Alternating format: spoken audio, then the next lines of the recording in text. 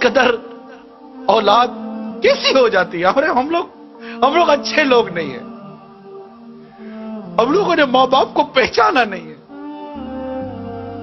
اگر ہم ماں باپ کو پہچانتے تو آج مسلمانوں کے ممالک میں اولڈ ہاؤس نہیں ہوتے. بوڑھے ماں باپ وہاں پر اپنے اولادوں کو دیکھنے کے لیے ترستے نہیں. آج بوڑھے ماں باپ ترستے,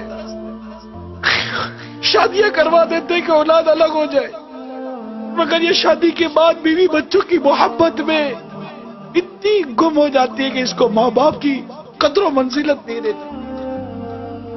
ماں باپ کا ادب و احترام باقی نہیں رہتی, ان کی خوشیاں باقی نہیں رہتی. کبھی کوئی چیز ماں باپ کے لیے لے بھی نہیں جاتے کہ بھائی آپ کے لیے لایا ہوں, خوش ہو جاؤ. باپ کو جو چیز پسند تھی کبھی بھول کر تو صبح یا دوپہر یا رات میں لے جاؤ. ابا پوچھے بیٹا کیسے ہے؟ ابا جان یہ میں بازار سے نکلا تھا, میں نے دیکھا آپ کو بہت پسند ہے, میں آپ کے لیے لایا ہوں, اور آؤ دونوں مل کر بیٹھ کر کھاتے ہیں. کبھی ہوا ہے ایسا؟ باپ جب نکلتا تھا تو آپ کی پسند کا پھل لاتا تھا کہ میرے بیٹے کو آم پسند ہے, نہیں میرے بیٹے کو کیلا پسند نہیں, میرے بیٹے کو سیب پسند ہے. آج ماں باپ کے آگے ٹھنڈا کھانا رکھ دیتے ہو,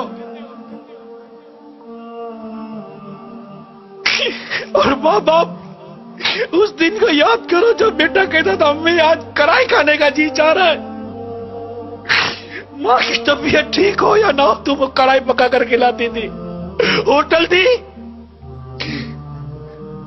وہ ماں کو باورچی نہیں تھی. نہیں امی یہ پسند نہیں ہے, میں نے آج انڈا کھانا ہے, اس کے لیے یہ انڈا بنایا ہے, میرے لیے وہ انڈا بنا کر دو.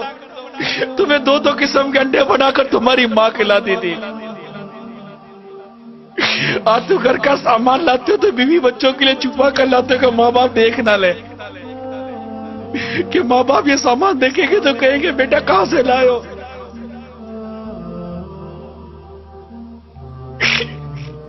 ارے ایسا سلوک تو مت کرو ماں باپ کے ساتھ, تمہارے ماں باپ ہیں,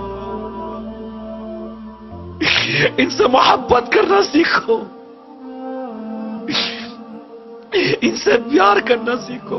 تمہاری ایک چیخ کی پکار سن کر ماں باپ کا دل دہل جاتا تھا, دوڑتے ہوئے بھاگتے تھے. آج بوڑھی ماں بستر سے گر کر الٹی پڑی ہوئی ہے, تم کو اٹھانے کی فرصت نہیں ہے.